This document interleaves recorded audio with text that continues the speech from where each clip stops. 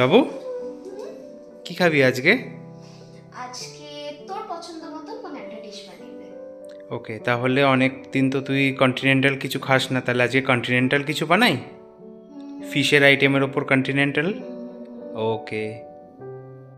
Hello everyone, spice of লাইফের আবারও একটা নতুন এপিসোডের সাথে আমি অনির্বাণ চলে এসেছি ফেমাস একটা কন্টিনেন্টাল ডিশ নিয়ে, যেটার নাম বেকড ফিশ, আর তার সাথে herb rice and sorted vegetables দিয়ে সার্ভ করব।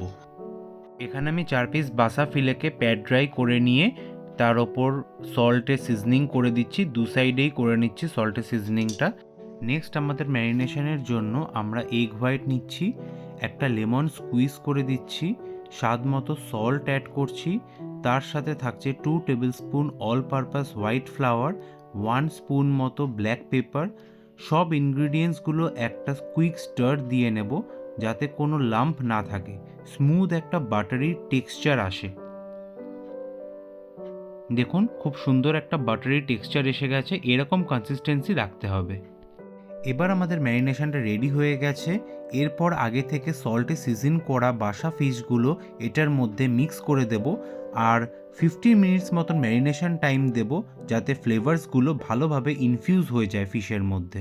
এবার একটা ফ্রেশ প্যানে অলিভ অয়েল নেব। Olive oil is best to go with continental dishes. তার সাথে 2 কিউবস বাটার অ্যাড করছি। বাটারটা মেল্ট হয়ে যাওয়ার পর ম্যারিনেটেড ফিশগুলো একে একে দিয়ে দিচ্ছি।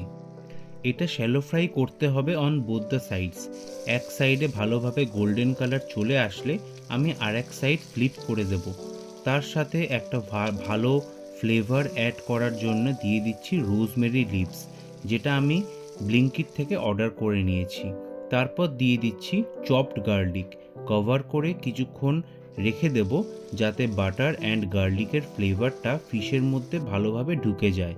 তারপর একটা ফর্ক দিয়ে দেখে নেব যাতে ফিশটা ভালোভাবে ভেতর থেকে কুক হয়ে যায়। ভেতর থেকে যদি ভালোভাবে কুক হয়ে যায় তাহলে ফিশগুলো একে একে তুলে নেব। এরপরে ক্রিমি সসটা বানিয়ে নেব। ক্রিমি সস প্রিপারেশনে লাগছে 2 কিউবস বাটার। কন্টিনেন্টাল ডিশে বাটারের ইউজটা একটু বেশি হয়। তার সাথে অ্যাড করব চপড গার্লিক।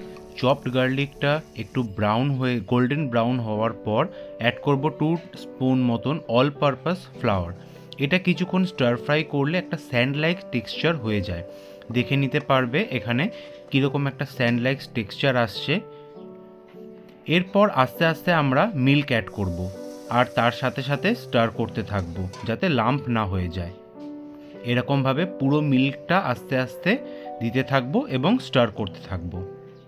দেখতেই পারছো একটা সুন্দর ক্রিমি টেক্সচার আস্তে আস্তে চলে আসছে। কিছু হার্বস অ্যাড করব, এখানে পার্সলে, গার্লিক লিভস অ্যাড করেছি। তার সঙ্গে একে একে দিয়ে দেব oregano, chili flakes, mixed herb, salt, pepper, আর টেক্সট ব্যালেন্স করার জন্য একটু সুগার। বেশ ভালো করে মিক্স দিয়ে নেব। তারপর ভেজে রাখা ফিশগুলো একে একে অ্যাড করে দেব গ্রেভিতে।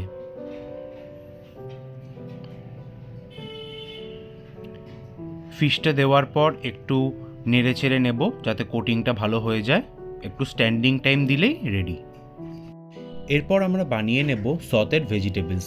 সেটার জন্য লাগছে broccoli, red, yellow, green bell pepper, baby corn, mushroom, carrots. তার সাথে তোমরা নিজের পছন্দ মতন আরও ভেজিটেবলস অ্যাড করতে পারো। আমি চেরি টমেটোটা পরে অ্যাড করছি। শীতকালে অনেক ধরনের সবজি একসাথে দিলে বেশ ফ্লেভারফুল এবং কালারফুল লাগে। সব সবজিগুলো আমরা একটু বড় বড় করে কেটে নিচ্ছি। সবজিগুলো একে একে কেটে নেওয়ার পরে আমরা সবজিটাকে ব্লাঞ্চ করে নেব। তার জন্য একটা পাত্রে গরম জল নিয়ে নেব, তার মধ্যে সবকটা সবজি দিয়ে দেবো এবং হালকা সল্ট দিয়ে দেবো। 2-3 মিনিট হওয়ার পর আমরা সেই সবজিগুলোকে তুলে নেব। তুলে নিয়ে একটা ঠান্ডা জলের পাত্রে সঙ্গে সঙ্গে ট্রান্সফার করে দেবো যাতে করে কালারটাও ইনট্যাক্ট থাকে এবং কুকিং প্রসেসটা বন্ধ হয়। এরপর একটা প্যানে আমরা অলিভ অয়েল গরম করে নেব এবং ব্লাঞ্চ করে রাখা সবজিগুলোকে আমরা দিয়ে দেব। ব্লাঞ্চ করে রাখার ফলে আমাদের সবজিগুলো সেদ্ধ হতেও বেশি টাইম লাগবে না এবং এটার র ফ্লেভারটাও চলে যাবে এবং হালকা একটা সটেড ফ্লেভার চলে আসবে। এরপর আমরা চেরি টমেটোটা অ্যাড করে দেবো। একটু হালকা সল্ট, পেপার, অরিগ্যানো দিয়ে আমরা জিনিসটাকে ভালো করে মিক্স করে নেব। আমি এখানে একটু চিলি ফ্লেক্সও অ্যাড করে নিচ্ছি। আপনাদের যদি স্পাইসিনেস পছন্দ হয় আপনারাও অ্যাড করতে পারেন। এরপর আমরা হার্ব রাইস বানাবো। তার জন্য নিয়ে নিচ্ছি garlic leaves, parsley, basil, rosemary, dried herbs. সব কটাকে ছোটো ছোটো করে কুচি করে নেব। যত ছোট কুচি করে কাটা যায় ততই ভালো। এই লিভসগুলোর থেকে একটা সুন্দর অ্যারোমা বেরোয়, যেটা হার্ব রাইসটাকে আরও ফ্লেভারফুল করে তোলে। তারপর একটা প্যানে বাটার দিয়ে চপড গার্লিক্স আর একে একে কেটে রাখা হার্বসগুলো অ্যাড করে দেব। অ্যাড করার পর একটা সুন্দর অ্যারোমা বেরোয়। সাথে সাথে আমরা রাইসটা অ্যাড করে দেব, না হলে হার্বসগুলোর ফ্লেভারটা নষ্ট হয়ে যাবে। রাইস অ্যাড করে ভালো করে মিক্স করে নেব ফর 5 মিনিটস। ওপর দিয়ে একটু ব্যাসিল, বাটার আর একটু মিক্সড হার্বস অ্যাড করে নেব। করে নিলেই রেডি আমাদের হার্ব রাইস। সো এভরিথিংস ডান। এবার সার্ভ করে নেওয়ার পালা। হার্ব রাইসের সঙ্গে সটেড ভেজিটেবলস আর আমাদের আজকের মেন ডিশ বেকড ফিশ। একটু গার্নিশ করে নেওয়ার জন্য আমি ইউজ করে নিচ্ছি রোজমেরি লিভস এবং পার্সলে পাতাটা। এটা একটা কমপ্লিট ফিশ প্ল্যাটার। তো দেখা যাক এখন ম্যাডামের কেমন লাগে। সো বাবু, তোর continental dish baked fish with herb rice and sauteed vegetables আর রেডি। সুন্দর গন্ধ বেরিয়েছে। টেস্ট করি।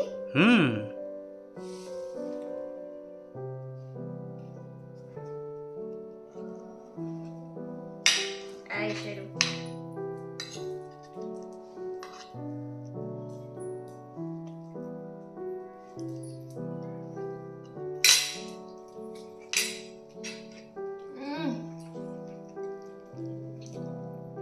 দারুণ হয়েছে। Thank you so much. Thanks for watching the video. আপনারা অবশ্যই বাড়িতে ট্রাই করবেন অ্যান্ড কমেন্ট করে জানাবেন কেমন লাগলো ডিশটা, আর আমাকে সাপোর্ট করবেন। অ্যান্ড দেখা হচ্ছে নেক্সট কুকিং ভিডিও নিয়ে।